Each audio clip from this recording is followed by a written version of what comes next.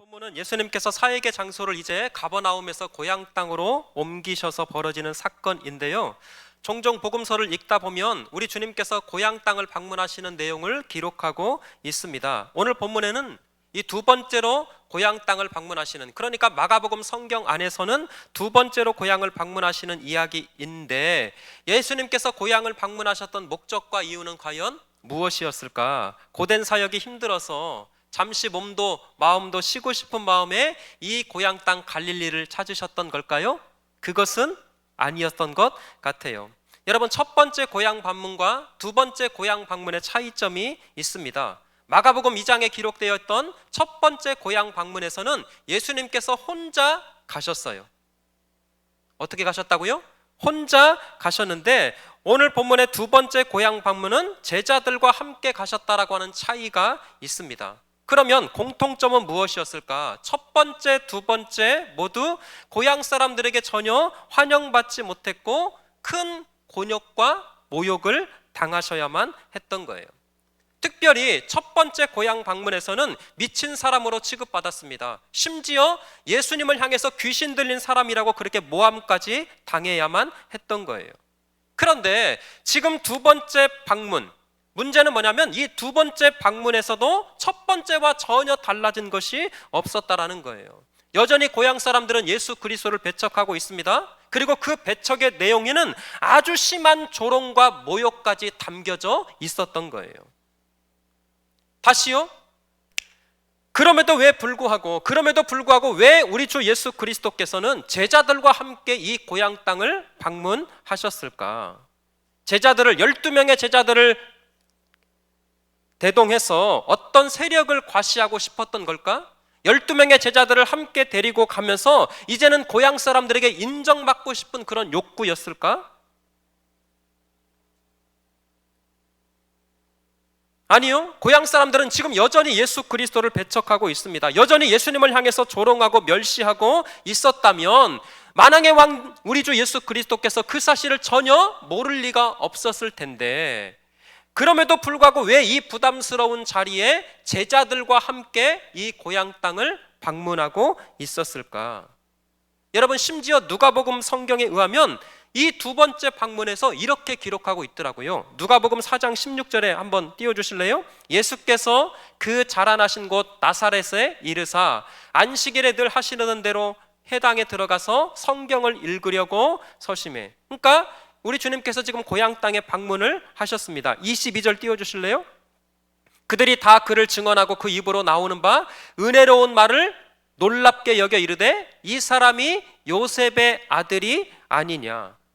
근데 문제는 뭐냐면 28절 29절에 이 예수 그리스도를 어떻게 하고 있는가 봤더니 회당에 있는 자들이 이것을 듣고 다 크게 뭐가 났어요? 화가 났어요. 자, 그 다음에 29절은 더 놀랍습니다. 시작. 일어나 동네 밖으로 쫓아내어 그 동네가 건설된 산 낭떠러지까지 끌고 가서 밀저 떨어뜨리고자 하되. 아멘. 여러분, 고향 사람들이 지금 우리 주 예수 그리스도를 얼마나 심하게 거부하고 있었던지 온 동네 사람들이 예수님을 낭떠러지로 끌고 가서 어떻게 해요? 떨어뜨려서 죽여버리려고 했던 거예요. 자, 사랑하는 성도 여러분, 지금 예수님과 이 고향 사람들의 분위기가 어떤 상황인지 머릿속에 그림이 그려지는 것 아니겠습니까? 자, 생각해 보자고요. 아니, 그래도 제자들을 거느리고 있는 스승의 입장입니다. 그 스승이 고향 땅을 방문하는데 어떤 사람이 조롱당하고 배척하는 모습을 사람들에게, 아니 그것도 제자들에게 보여주고 싶겠냐고요. 저 같으면 아무리 가고 싶어도 안 갈 것 같아요. 아니, 설령 간다 할지라도 제자들은 따로 떼놓고 혼자만 갔을 것 같아요.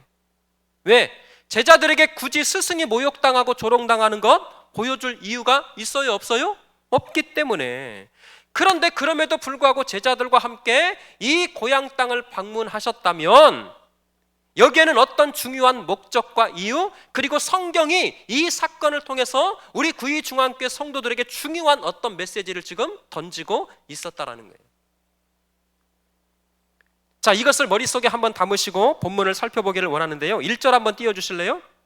자, 1절이 너무나 중요합니다. 같이 한번요. 시작. 예수께서 거기를 떠나사 고향으로 가시니 제자들도 따르니라. 자, 다시 한번 짚고 넘어갑니다. 사람들의 환호와 박수가 없을 것이라는 것 뻔히 알고 계셨어요. 그럼에도 불구하고 왜 이 고향 땅을 찾아가셨을까? 어떤 책에서 이 부분을 기가 막히게 이렇게 설명을 했더라고요. 한번 들어보세요. 한 영혼이라도 더 구원하시기 위한 진심 어린 예수님의 마음이 담겨 있기 때문이었다. 이해가 되시겠어요? 그러니까 사람들이 예수님을 미워합니다. 그리고 그 예수 그리스도를 배척하고 있어요. 그런데 그런 사람들의 미움보다 그들을 불쌍히 여기시는 우리 주 예수 그리스도의 사랑이 그 고향 땅, 그 사람들을 사랑하시고 그들을 구원하시기 위한 우리 주 예수 그리스도의 마음이 훨씬 더 컸다라는 거예요.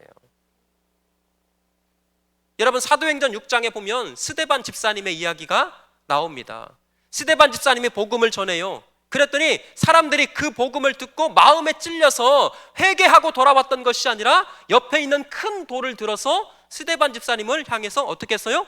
돌을 던져버렸어요. 여러분 생각해 보세요. 여기 수많은 사람들이 돌을 막 던지고 있다면 그 스데반 집사님이 머리에 맞고 눈에 맞고 코에 맞고 그렇게 돌에 맞아서 피가 철철 터지고 있는 그런 상황.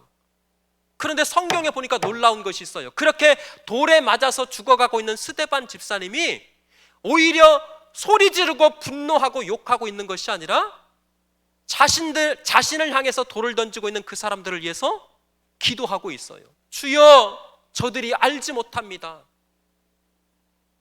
잘 들어보세요. 자신을 향해서 돌을 던지는 그 사람들보다 그렇게 그리스도 예수를 모르고 죽어가는 그 영혼들을 훨씬 더 불쌍히 여기는 마음. 그래서 돌에 맞아 죽어가는 그 순간에서도 기도하고 있었던 거예요. 다시요. 고난당할 거, 배척당하고 모욕당하고 조롱당할 거 뻔히 아셨음에도 불구하고 왜 우리 주 예수 그리스도께서 그 고향 땅을 찾아가시고 또 찾아가셨을까? 불쌍히 여기는 마음. 예수 그리스도를 배척하고 미워하는 그들의 마음보다 그들을 향하신 우리 주 예수 그리스도의 사랑과 긍휼이 훨씬 더 컸기 때문에 또 들어가는 거예요. 그것을 증명하는 단어가 1절 한번 다시 띄워주실래요? 이 떠나사라고 하는 단어와 이 가시니라고 하는 단어입니다. 엑셀돈, 떠나사, 엑셀덴, 그리고 가시니, 에르케타이. 왜 그러냐면 성경에서 이 단어는 예수님의 사역을 소개하는, 이 사역을 설명하는 전형적인 단어가 이 두 단어예요. 떠나사, 가시니. 사랑하는 성도 여러분, 그렇습니다. 우리 주님은 안주하거나 정착하지 않으셨어요. 복음을 전하기 위해서 언제나 떠나고 언제나 걸음을 옮기셨습니다. 생명을 구원하기 위해서, 한 영혼을 구원하기 위해서 언제나 안주하지 않고 떠나사 찾아가신 예수 그리스도.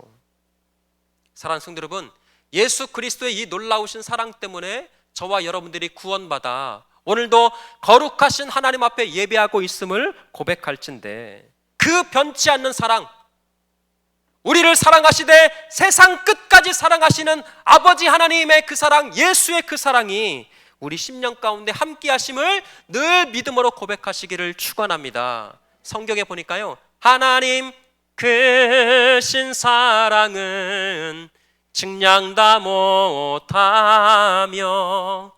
영원히 변치 않는 사랑 성도여 찬양하세. 아멘. 예수 사랑하심은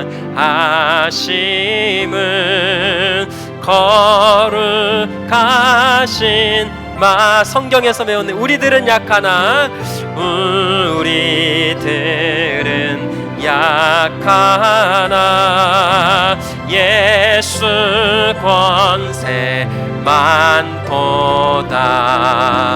날 사랑하심, 날 사랑하심, 날 사랑하심, 성경에 쓰였네. 할렐루야.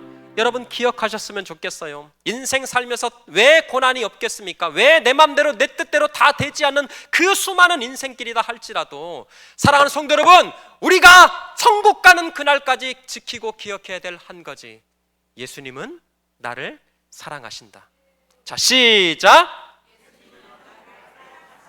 믿으십니까?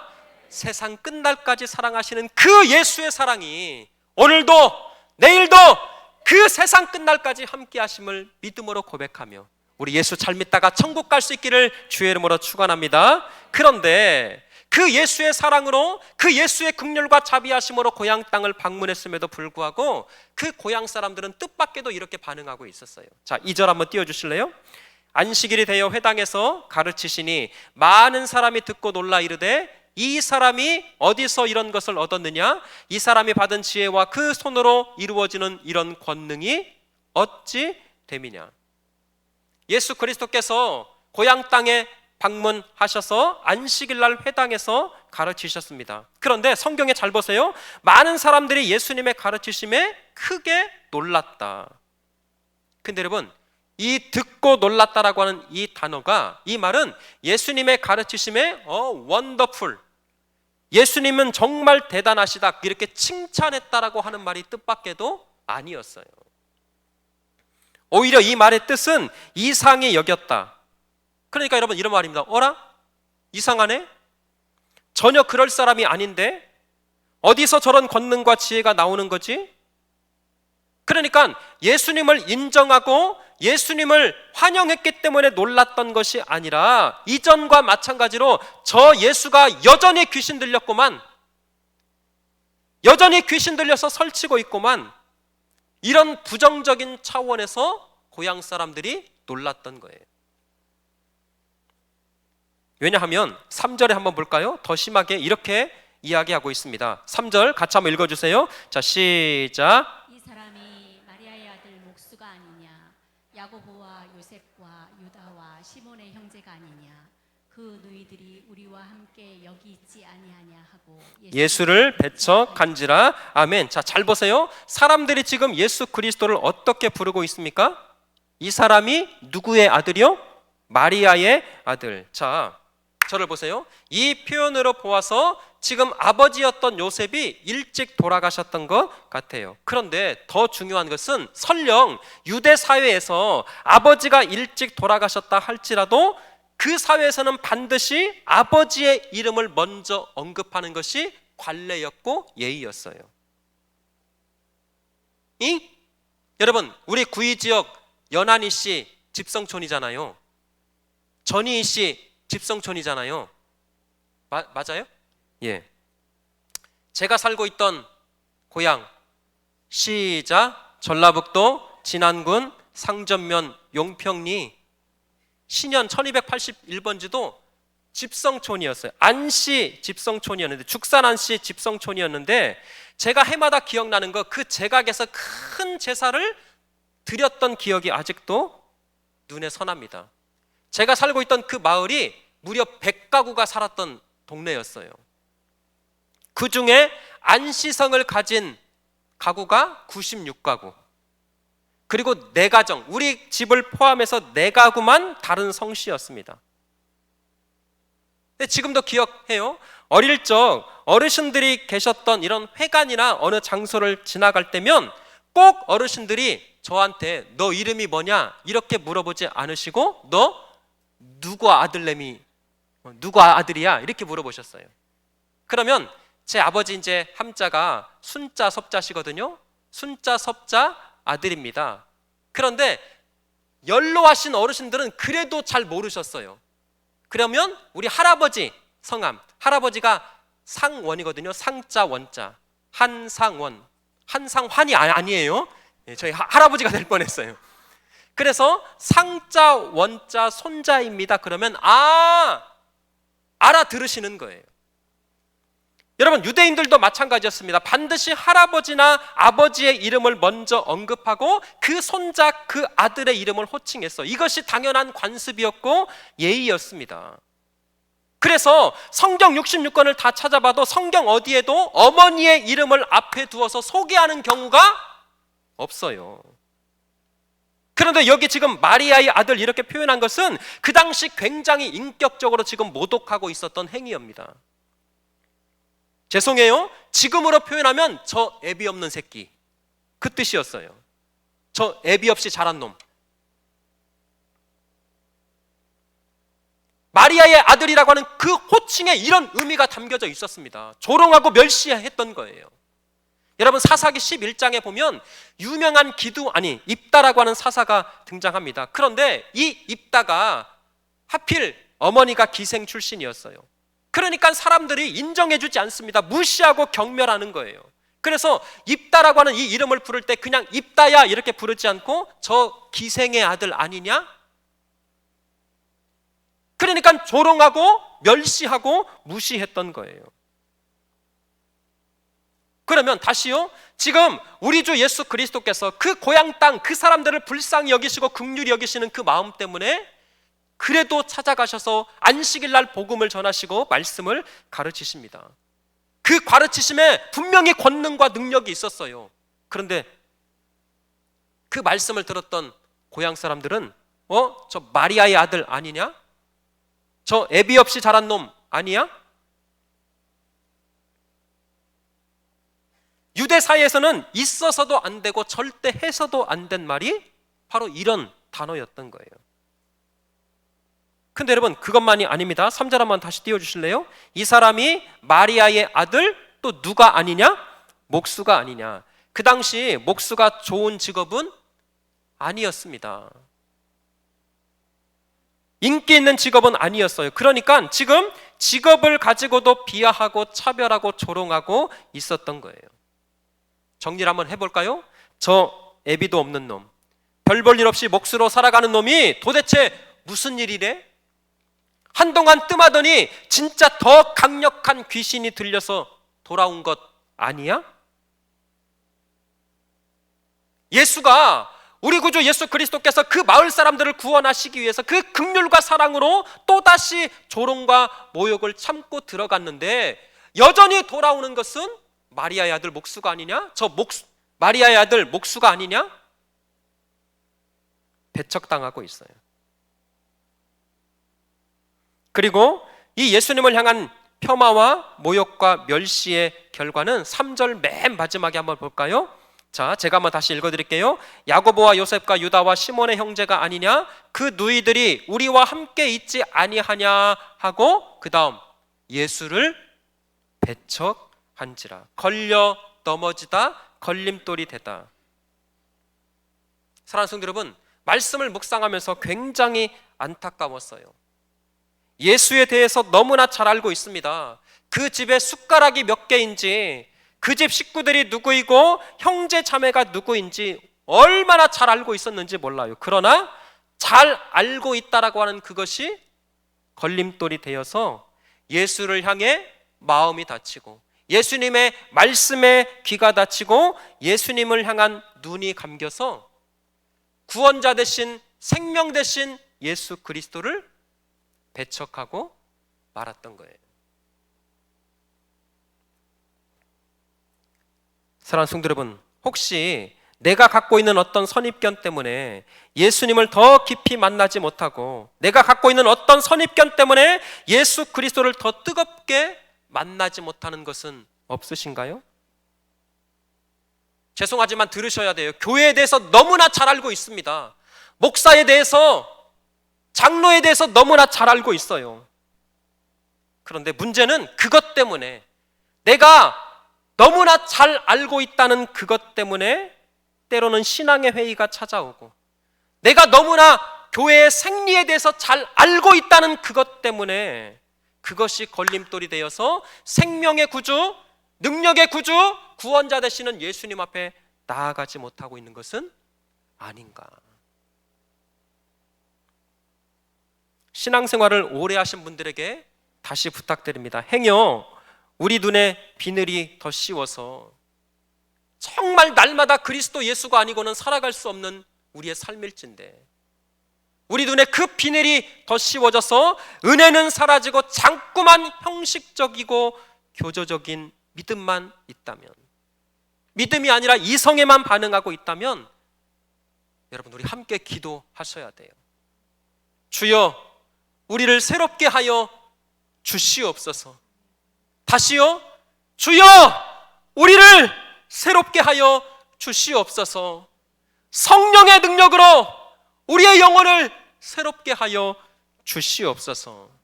여러분 기도할 때 반드시 긍휼과 은혜가 풍성하신 주님께서 우리의 닫혀있는 마음을 열어주시고 다시금 은혜 가운데 생명 되신 구주 되신 그리스도 예수를 바라보게 할 줄 믿습니다. 제가 말씀을 준비하는데 찬송가 197장에 찬양 하나 더 해도 괜찮아요?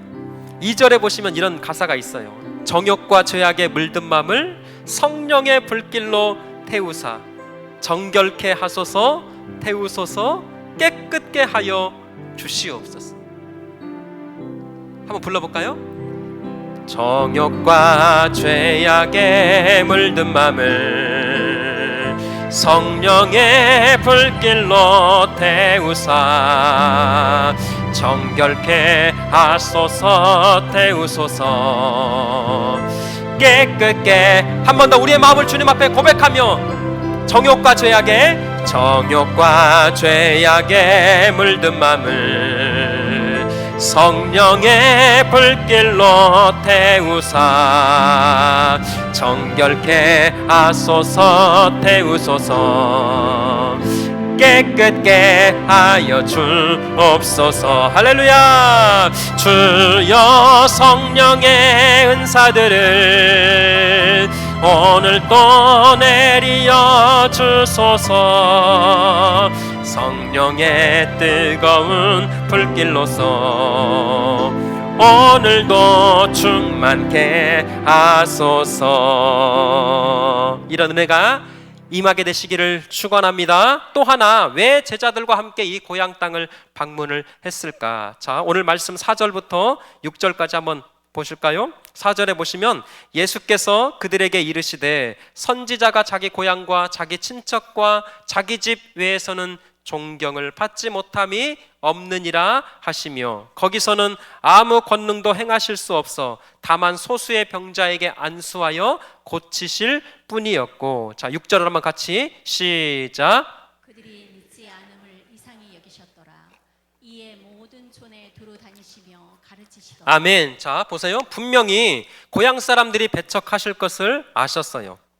그럼에도 불구하고 우리 주 예수님 제자들과 함께 고향에 방문을 하셨습니다. 왜냐 하니까 4절에 선지자가 자기 고향과 자기 친척과 자기 집 외에서는 존경을 받지 못함이 없느니라. 사랑하는 성도 여러분, 하나님께서 맡기신 사명을 감당하는 일에 대접받고 환영받고 그리고 귀하게 여김받는 것이 아니라는 거예요. 지금 우리 주님께서 제자들에게 현장 실습으로 이것을 가르치시고 교훈하고 계셨던 겁니다. 얘들아, 예수 따르는 길이 절대 환영받고 칭찬받는 길만은 아니란다. 베드로, 요한, 야고보, 너희들 잘 들어야 된다. 김집사, 김장로, 너희들 똑똑히 봐야 된다. 예수 잘 믿고 똑바로 살기 위해서라면 이 악한 세상에서 사명자로 복음을 전하는 자로 살아갈 때 어쩌면 가장 가까운 사람들마저 외면하고 그 사람들에게 배척당할 수 있는 거야. 이 사실을 제자들에게 가르치시고 교훈하시기 위해서 의도적으로 우리 주님께서 제자들과 함께 고향 땅에 들어가셨던 거예요. 여러분, 제자들은요 당연히 고향에서 인정받고 환영받을 것이라고 생각을 했습니다. 왜냐하면 이미 다른 지역에서 구름대같이 자신들을 환영하고 인정받았기 때문에. 하물며 예수님의 고향 땅이라면 그 고향에 들어가기만 하면 막 현수막이 걸려있고 웰컴 투 갈릴리 나사렛, 그래서 동네마다 막 잔치가 열릴 것이라고 생각을 했어요. 그런데 막상 고향 땅에 방문해 보니 상황은 정반대의 상황이 벌어지고 있었어요. 다시요? 얘들아, 복음을 전하는 일에는 절대 대접받는 것이 아니야. 예수 믿고 따르는 길은 절대 세상에서 성공하고 인정받는 길이 아니란다. 꽃길만 걸어간다고 생각하면 안 되는 거예요. 억울한 오해와 서름과 고난과 배고픔과 배척과 멸시가 기다리고 있을 거예요. 그래도 포기하지 말고 끝까지. 다시요. 그럼에도 불구하고 포기하지 말고 끝까지. 오늘 설교의 제목이에요. 끝까지. 멸시와 조롱과 신앙생활 하면서 교회 다니면서 왜 한 번 분란이 없겠냐고요. 그 사람 생각하면 미워 죽겠어요. 때로는 목사님 때문에 상처와 아픔이 왜 없겠습니까? 그래도 우리가 돌아갈 곳이 저 영원한 하나님의 나라 천국임을 우리가 믿음으로 고백할진대 포기하지 말고 낙심하지 말고 끝까지. 저는 우리 구의중앙교회 성도들이 한 사람도 낙심하고 낙오되지 않고 우리 모두가 천국 갈 수 있기를 주의 이름으로 축원합니다. 정말 그러셔야 돼요. 목사도 상처받아요. 여러분들도 상처받는 거 다 알아요. 그러나 제발 부탁드립니다. 그것 때문에 포기하지 말고, 그것 때문에 교회 떠나지 말고, 그것 때문에 예수 배척하지 말고 끝까지 예수 잘 믿어 천국 갈 수 있기를 축원합니다. 사랑하는 성도 여러분, 어쩌면 우리가 살아가는 세상, 기독교에 대해서 가장 부정적이고 가장 어려운 시대를 살아가고 있어요. 세상의 빛과 소금이요? 너무 부끄럽습니다. 그러면 어떻게 해야 될까요? 입이 10개라도 할 말이 없어 잠잠하고 주저앉고 피하고 도망가고 숨고 싶은데 그러면 어떻게 할까요? 오늘 예수님의 말씀은 그래도 끝까지 전해야 된다. 그래도 끝까지 찾아가야 된다. 아니, 그럴수록 그 고향 땅 찾아가서 나를 배척하고 나를 외면하고 나를 조롱하는 그곳을 그래도 찾아가서 끝까지 전하고 끝까지 선교해야 한다. 여러분, 우리 구의중앙교회가 사는 길이 바로 여기에 있어요. 비타민 전도? 그거 표면적으로 생각하면 아무 의미가 없을지 몰라요. 그거 누가 받아가겠어요? 귀찮아서. 그런데 제가 고집하는 이유가 있어요. 전해야 살기 때문에. 사랑하는 성도 여러분, 다시요. 우리 구의중앙교회 사는 길 다른 것이 아닙니다. 끝까지 전도하고 끝까지 선교하는 교회. 예수 믿으면 행복합니다. 예수 믿으면 축복받습니다. 예수 믿으면 천국 갑니다. 예수 믿으세요. 예수 믿으세요. 구의중앙교회로 오세요. 사랑하는 성도 여러분, 먼저는 우리 끝까지 예수 잘 믿는 하나님의 백성들 되시기를 바랍니다. 그리고 어떤 상황에서도 포기하지 않고 예수 따라가며 끝까지 그 예수 그리스도를 증거하고 따르고 전도하고 선교하는 그런 믿음의 종들 되시기를 주의 이름으로 축원합니다. 우리 이 찬양을 통해서 100마디 말보다 찬양 하나가 주는 감동이 더 크다고 제가